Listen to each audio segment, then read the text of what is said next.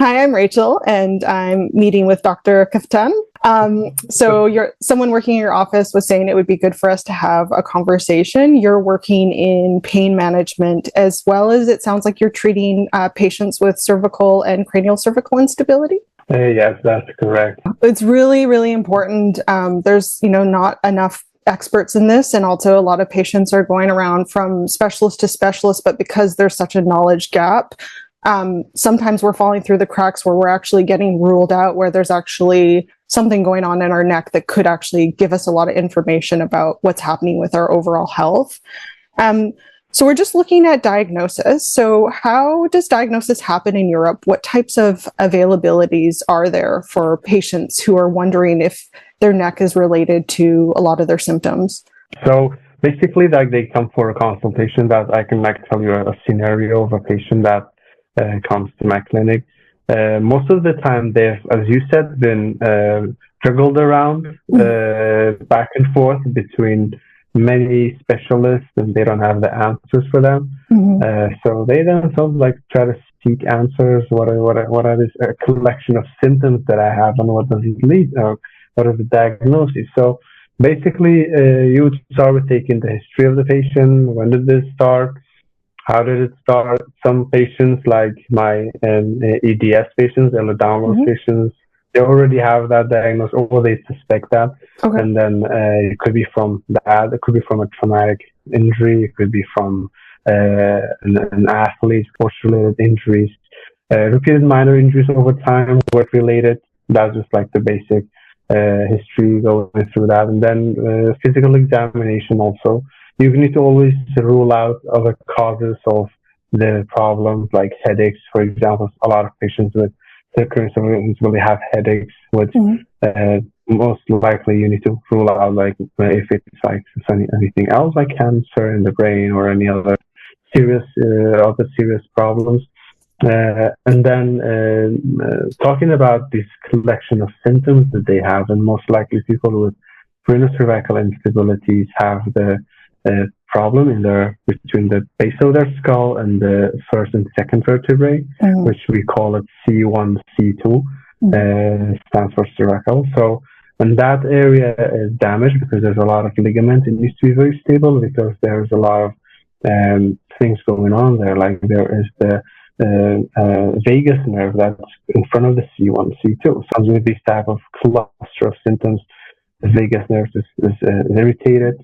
There is this superior ganglion there, sympathetic ganglion. It activates these symptoms in these patients. So a lot of these comes in with those collection of symptoms, and then you take it from there. There's very, very little information and knowledge about craniocervical instability, and that's why there is no upright MRI, so we can send them for that. But I work with Med Serena, which is a company, and it's a big clinic in Germany. They have several clinics there, and then two in UK, that they do upright MRI, and that's a big deal, because what we mean by upright MRI is basically the patient is moving their head forward, backward, sitting, and then you can see those damages in those ligaments, because the vertebrae are not in where they should be. So that's also for diagnoses. But if we even go back to 100 years ago, there was two scientists, two doctors, one from China and one from France, and both of them described these cluster of symptoms that these patients have, even though at those times they didn't have any image modalities to diagnose it in that way. Craniocervical has been in the existence ever, but even 100 years ago, without having the imaging modalities, there were some doctors who mentioned it in the literature. And if you go back to the beginning of history of prolotherapy, that is also what it was used for when it was discovered, that it could lead to benefit in these patients from stabilizing those ligaments. Yeah. And that it seems like in medicine, that region of the body is really overlooked. Like it feels like there's a lot of attention paid to discs or lower cervical, And the tricky thing is, that's the most mobile part of your neck. And it also sounds like it's the most dense with really important nerves and neurons and blood supply and everything. So it feels like it's actually more important, but it's more challenging for physicians to treat. And I also sounds like, too, like you said, a lot of patients have such a wide range of cluster of symptoms. And I imagine your medical system is also siloed. People are kind of ending up in different directions. So it sounds like people come in, you do an exam, you go over the medical history, and then you would follow up with imaging with related clinics like in Germany and whatnot for that. Are there some patients that you're treating without imaging? And if so, what kind of advises you to go towards that the direction of how you would treat them, and what, like, typically it sounds like people least invasive to most invasive is really important for the treatment process. So like, how does that all kind of fit together? First of all, taking, as I said, the history, and they've like been ruled out that it's not anything other than that they can't answer it. It's not something going on in their brain. It's not something diseases that causes these type of headaches. It's like they've been put on the migraine cocktails. Yep. It's not working. They've gotten Botox injections. They've gotten all this other type of injections for migraines. It doesn't work. And they still have those symptoms. Their headache is still the same. So this is a very important clue that when you listen to the patients and you listen very carefully to their symptoms, like that, okay, this is going towards the craniocervical instability, because also some of these patients don't have the means and the ability to even travel outside of Sweden and do these imaging. So I would put them on the examination table and start to draw all the anatomy of their neck, including the facet joints, including the spinous processes of each vertebrae. And then if you just do a little palpation, just a little touch, you see that it's screaming of pain. It's painful. The occiput, the backside of the skull, because there are these 5-6 muscles that are attaching to the second cervical spine, and those are working extra hard to try to keep that stability. Because if you go back to stability mechanism in the body, it is the ligaments have the major role of stabilizing those bones and that structure. And when they are damaged, they're not doing what they're supposed to do, and then the muscles start to take over, even the small muscles, because they start to take over that function of that injured ligament. And even when they do that, they also get very tired, they get inflamed, and they start to also scream in pain. And so how do you determine like who is safe to treat, maybe without the guidance of imaging and knowing what's going on, and who you might want to get more information on? So if a patient is coming in with a lot of not just pain but neurological symptoms, do you treat them differently? Are the protocols different? First of all, all of them have done a basic MRI scan. So we see like there is nothing, no arteries in the way, there is no anatomical anomalies in the way, because when you inject from C3 downward to C7, if you are good at what you're doing, it's a very safe area to inject. But when we talk about C0, 1, 2, that one you really need to do it image guided. Is that like an ultrasound guidance? Ultrasound guidance is also used sometimes, but for me, I always combine my protocol with we have a specific type of laser that we use in the clinic, and it's called MLS laser. It stands for multi-lock system laser, and it is 2 wavelengths in the same system, and for that I used to treat C0, 1, 2, because even if you do ultrasound in that area, it is still a little bit risky that you can like hit. And that's why I usually don't inject the C0, 1, 2 if it's not fluoroscopy guided. I don't have a fluoroscopy in my clinics, and it's not very popular in Scandinavia. So what I would do in the protocol is I would do the MLS laser to treat the C0, 1, 2. Even, by the way, for those patients who have had fusion surgeries, C0, 1, 2, it's very safe to use it over that era. And then I treat them from C3 to C7. Okay, that's good clarification. And so with the laser, what are you finding that's doing as far as like, do you need the person to be in good alignment before you use laser when you're treating occipital down to 2? It's always better, but chiropractors in Sweden, they low on the knowledge of CCI, so there's not a lot of chiropractors who can do the adjustments. I don't do adjustments myself. So, but I have noticed even from the colleagues in USA that they use MLS laser, and from my own clinic experience, you don't need to put them back in alignment because when you treat that damaged ligament with a laser and it works, it will automatically go back in alignment or remove their pain, which is that's what they're coming for, or their other symptoms. So I wouldn't be against a lot of manipulations in that area because I have seen a lot of patients who've gotten damaged by going to the wrong chiropractor. The problem worse. Totally. Of having stroke. Yeah. And there's some people like who here, like even they specialize in upper cervical, they're very experienced with complex patients and their approach is very, very different. So, there's some great people, but at the same time, if a person doesn't understand the risk factors, or like you were saying that, you can be very unstable and actually present as quite rigid, that physician may actually push something further where you don't have those ligaments to hold. And so actually, I don't know a lot about the MLS laser. Is it helping tighten up the fibers? What is the process happening in the body with that? Yes, so the laser is an Italian invention. It's a patented type of laser. It's the only laser system that has 2 wavelengths in it.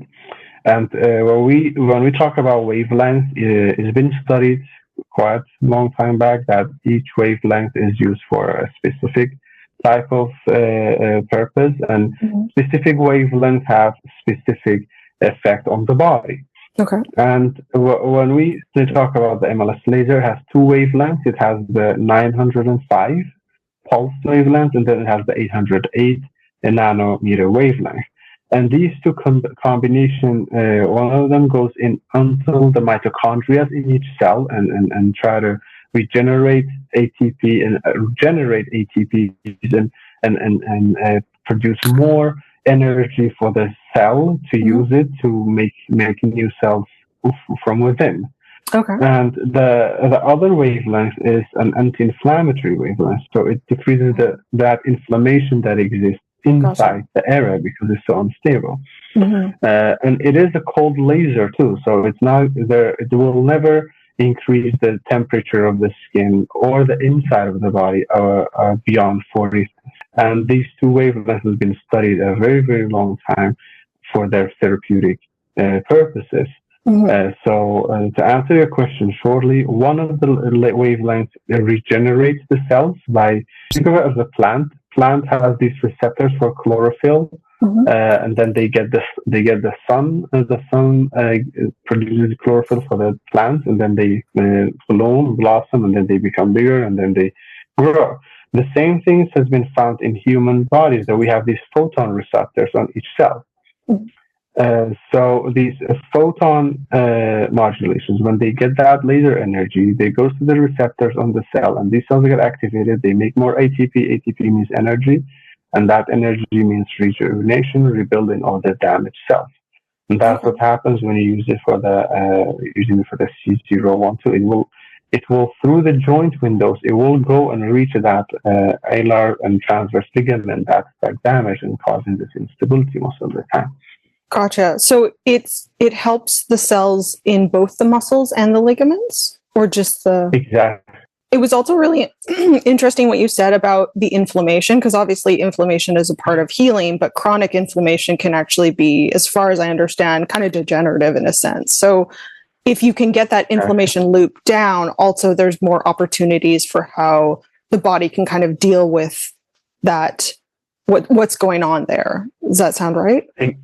Exactly. You got it right. So that chronic inflammation is cause of a lot of problems, but when we, for example, do an injection, it could be Prolotherapy, PRP, and in the old literature, they used to call it an inflammation phase, but nowadays we call it neuroremodulations, because that that inflammation from the injected is not the same inflammation that the body has from chronically being inflamed. So it's two different types of inflammation. The first one is actually causing neuromodulation, which means it's causing regeneration of the cells. And that's why with all of my patients nowadays, I use the MLS laser right after the treatment. Sometimes I use it before the treatment. I make the body ready to receive the injection. So sometimes I do like 6 sessions of MLS laser before, and then 6 sessions after injections. For the C012, which I think it's very beneficial for the patients that don't get injected there, as you can just start with a laser there, because it will help with the healing cascade even when you inject from C3 down. A lot of the patients I said in Scandinavia, they run the public health sector have no idea about CCI. They don't even have any information about their regenerative therapies. I'm one of the only clinics in Scandinavia that offers it, because I also have patients from Norway, Denmark, Finland, all the regions that come to me. Surgery is very good for some patients. It helps them to stabilize the area and give that cognitive ability back, take away the brain fog for some people, because we also know there are like the jugular veins are very compressed in some patients because of this instability. But some of these patients that they do surgeries and they don't get all the benefits of the surgery, they end up in my clinic at the end, and then what they describe is like there is diffusion of there. They feel it's very stiff, but beyond that, from C3 downwards, it's like they're dangling. Yeah, somebody's holding their head up. Feel that instability sensation. Yeah, that's why even for those type of patients using the MLS laser from C0, 1, 2, 3, and then treating the injection from C3 to C7, it works. That makes a lot of sense too, because like, I mean, fusion, for at least for my opinion, should be a very last resort. There's a lot of risk factors, as a younger person, how long that fusion is supposed to last, but also those adjacent segments can become have even more pressure on them. And a lot of us that seem to have craniocervical instability actually seem to have adaptations in our lower cervical spine where we also have more instability lower down. And it seems like maybe there's something to that with how the body is trying to compensate. And then those extra pieces about the EDS community and the chronic inflammation or even mast cell inflammation. Like those tricky pieces. And the other thing that you're kind of speaking to is that, I had fusion, I required fusion, but I also really want to speak out. That is such a serious thing, but there's so much in the middle that can happen. And the other tricky thing is, even for those of us who require surgery and there's no other option because we're not neurologically stable enough, is that the difference between having less neuro irritation and all of that irritation to require surgery, there's a lot of complex damage that can be done. And I just really want patients to be able to, one, understand what's going on for them so they can take care of it, because a lot of treatments that we're doing in physical therapy and adjustments and mobility actually can be contraindicated for this condition. But also, when and you can actually do some proactive things along the way, even if you're not perfect, you can limit that neurological damage, because it's very serious when these nerves are constantly being irritated and there's long-term impacts. Like, I've had a good surgical outcome, for example, but the amount of symptoms I still deal with because of that impacts on my brain and my brainstem and whatnot, it's tricky. And so I hope more people will hear about these options, because, even if somebody needed, let's say in worst case scenario, surgery 15 years down the road, if they can prevent those structures from being really injured along the way, their surgical outcome could even be better, as an example. And hopefully they wouldn't need it. So, So you were talking about prolotherapy, and then PRP, and then platelet-rich plasma. So is PRP a different process than prolotherapy, or is it a different solution? Yes. So prolotherapy comes from proliferation, and this proliferation, which means generation of new cells. Basically, the prolotherapy in the older days, it started with using some phenols, and then it became dextrose. Dextrose is a type of sugar. Okay. It's a medical sugar. And PRP stands for platelet rich plasma. Mhm. We take the blood from the patients. And what I want to also address is a lot of the PRP that's in Europe is very, very low quality, because they're not withdrawing the right amount of blood. And also they're using these cheap type of kits that exist, or they're just using these like gel tubes that's 80 milliliters you use to take some blood test, not used for making the right PRP or like that. I have the privilege of using a very good system from USA. It's a company that they very proud of their system, and I know it's like one of the best ones. It's called M-Site Corporation, and I use that. And I think all of my colleagues in USA that are very serious about their clinic, they use one of that system, because that one concentrates the platelets to more than 10 billion when you take the blood from the patient. And that's a key element when we talk about 10 billion platelets. And that's what the system does. So prolotherapy, going back to that, prolotherapy is using dextrose. That's a solution we make in the clinic using these medical sugars. But PRP, we take the blood from the patient. What is the difference? So the difference is also the limiting factor of how much blood we can take from the patient in each setting. So I would say like I do sometimes big blood withdrawals up to like 250 mil. We have the kits of like 60 milliliters, 120 milliliter kits. And for the 60 milliliters, you just get back like 6 milliliters of the concentrated plasma. And sometimes that 6 milliliter is not enough to cover all the areas that you want to inject. So you need to withdraw more. But with prolotherapy, the solution is how much you can inject. It's up to you, because the solution is not taken from the blood of the patient.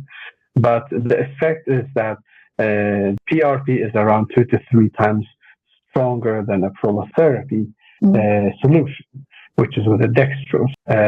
3 sessions of prolotherapy is the 1 session of PRP. The limiting factor of PRP is how much blood we can take from you, and how many kits are we going to use to take that amount of blood from you. So that's the difference. They work in 2 different ways. I think we don't need to go in deep in depth how do they work, but they both are a regenerative therapy. Okay. I also, as I said, combine with it like the MLS laser. Some patients also need to do something else called perineural injection, which is small injections with small needles, and just treating the inflamed nerves, the small nerve fibers that are sitting just under the skin, to calm down those inflamed nerves. Because what I see in a lot of my patients with the CCI patients is like they are very, very stiff in their trapezius muscle. There's a lot of trigger points of that chronic compensation of instability that we need to address that areas to decrease that inflammation, nerve inflammation in those small nerves around the trapezius muscle and the neck area. Okay. And then, so from what I understand too, with the PRP, the process can change like the bioavailability of how the cells. So if you do a lesser process, you're thinking you're getting PRP, but those cells actually might not be active. Is that correct? Yeah, like spot on. So a lot of like the PRPs that because it's not fully regulated, it's not like a medicine that you exactly know what is the active chemicals in that and whatnot. But with PRP, it's less bioactive PRP. It will not have the good effect of a PRP injection. Then basically you've wasted time, money, and resources. So it's up to the clinic and up to the doctor how careful they are and how they label their PRP and which system do they use, basically. And are there patients where you want to go straight to PRP? Like, is it depending on how unstable they are? Is it depending on just specifically on their budget? Like, how does that work? So basically, it's also could be the opposite. Some patients are contraindicated to get PRP. For example, those who have like some blood cancers are still under surveillance. You shouldn't use PRP on those, so you use prolotherapy. And the opposite is also true for some patients who have tried prolotherapy a couple of times. It hasn't worked. Check they want, then we will go and do PRP. And some patients also have the budget to just like start with a PRP right away. I would always say like prolotherapy is a very good basic treatment that I would still use a lot in my clinic. But it's also each patient trying to like jumpstart this healing cascade and process in their body. Mm-hmm. And each patient, their body answers differently to each treatment.